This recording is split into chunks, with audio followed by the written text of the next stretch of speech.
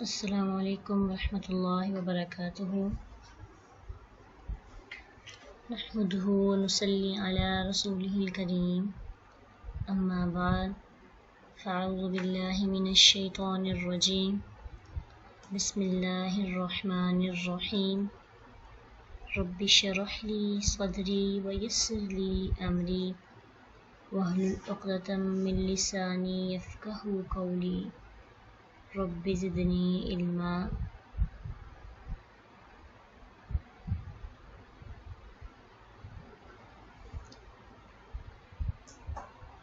Unit number 12 فعل معلوم اور مجہول یعنی ایکٹیو ورب اینڈ پیسیو ورب۔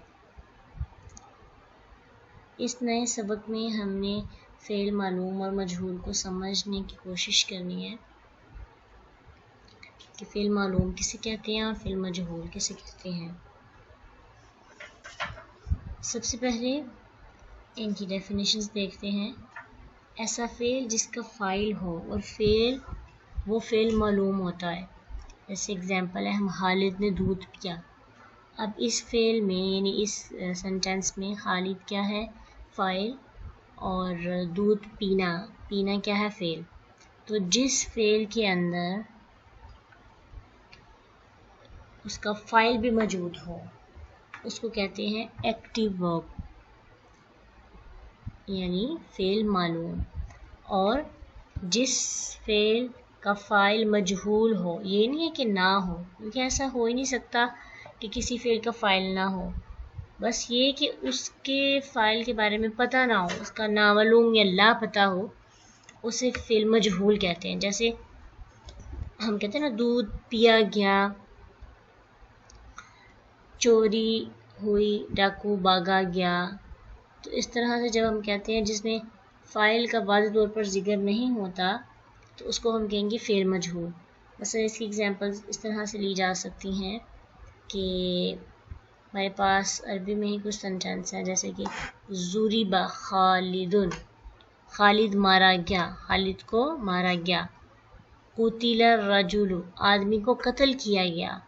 تو یہ سارے ضُرِبَ اور قُتِلَ کیا ہے؟ فعل مجہول، کیونکہ اس میں پتہ نہیں ہے کہ خالد کو کس نے مارا، آدمیوں کو کس نے قتل کیا۔ یہ تو پتہ ہے کہ کسی نے قتل کیا ہے تو وہ قتل ہوا ہے، لیکن یہ نہیں پتہ کہ کس نے قتل کیا ہے۔ تو جب کسی فعل کا فاعل لا پتہ ہو، معلوم نہ ہو، تو اسے فعل مجہول کہتے ہیں۔ ہمارے پاس ابھی اور ایگزامپلز یہ ہیں کہ ایک ضرب خالد حامدا، خالد نے حامد کو مارا، یہ ہے فعل معلوم، اور ضُرِبَ خالد، خالد کو مارا گیا، یہ ہے فعل مجہول۔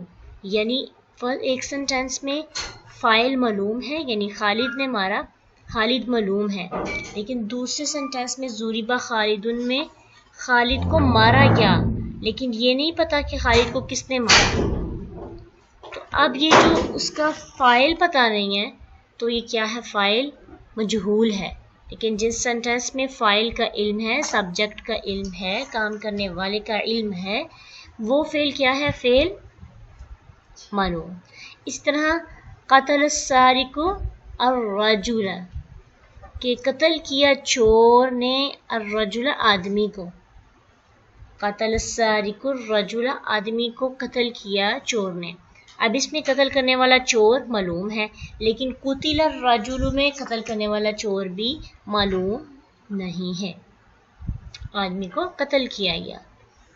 تو آپ کو سمجھ آئی کہ فعل معلوم اور مجہول میں بیسک جو ڈفرنس ہے وہ کیا ہے۔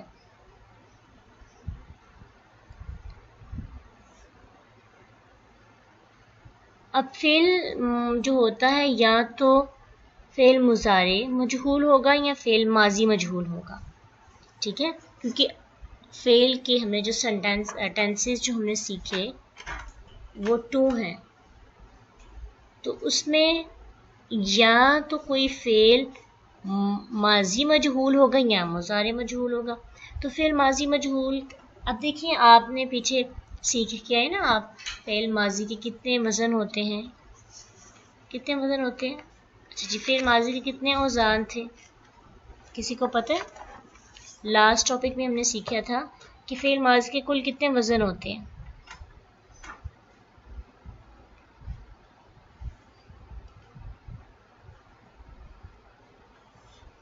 یہ تو ٹوٹل ابواب بنائے نا ہم نے، 6 ابواب بنائے تھے. وزن فعل ماضی کے کتنے وزن ہیں، فعل مضارع کے کتنے وزن ہیں، کتنے وزن ہیں، یعنی کتنی طرح سے، 3 ہیں.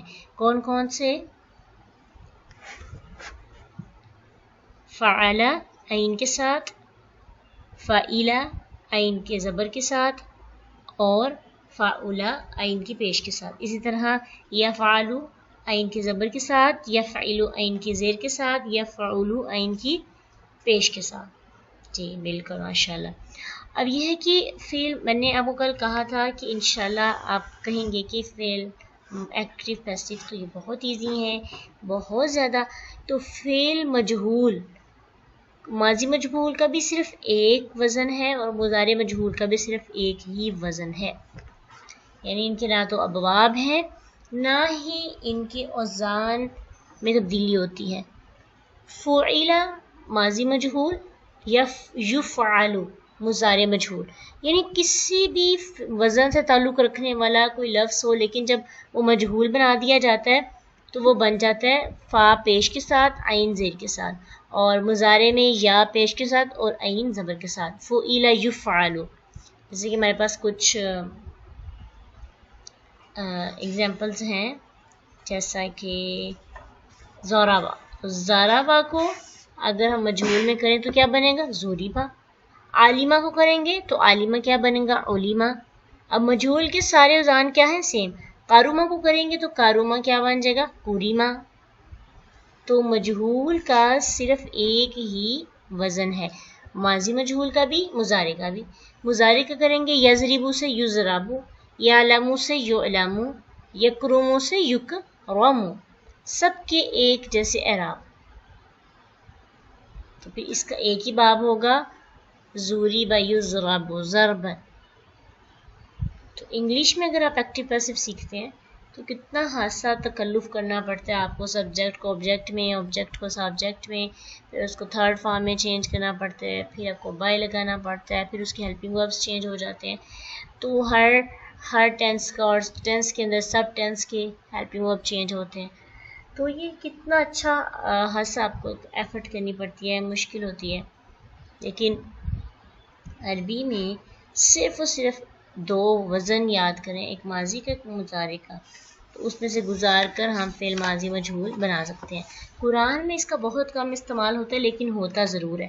جیسے ایک بڑی ہی کامن سی آیت ہے سورۃ بقرہ کی آیت نمبر 183، یا ایھا الذین آمنوا کتب علیکم الصیام کما کتب علی الذین من قبلکم لعلکم تتقون. تو اس میں کتبہ جو ہے فعلا کے وزن پر مجہول ہے. کیا مطلب ہے؟ اے ایمان والو جن پر روزے فرض کر دیے گئے. تو اب یہاں پہ پتہ ہے ہمیں اللہ نے فرض کیے ہیں لیکن پراپر اللہ کا نام نہیں لیا گیا، تو کتبہ یہاں پہ فعل ماضی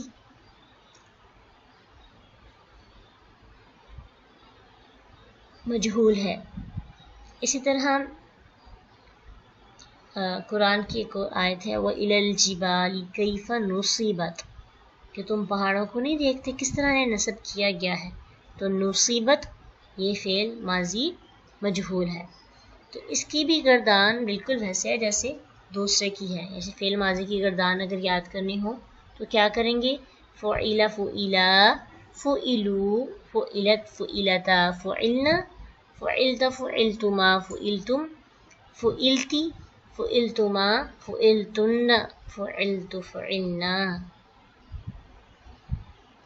اس طرح سے اس کی ماضی کی بھی اور مضارع کی بھی جو یاد کی ہے، بس اعراب کی تبدیل کر کے اس پوری گردان کو ہم چینج کر دیتے ہیں. تو یہ تھا ایکٹیو پیسو جو ہمارے کمپلیٹ ہو گئے.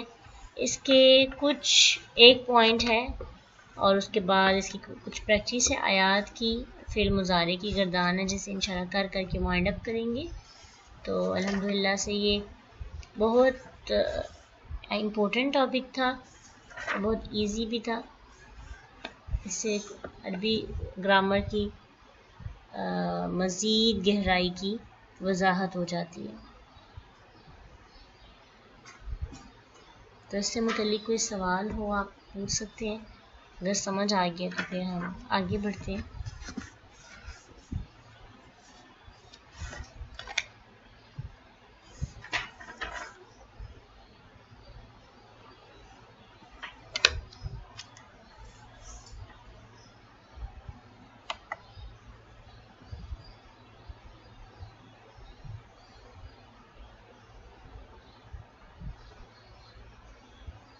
فإن مع العسر يسرا إن مع العسر يسرا فإذا فرغت فانصب وإلى ربك فارغب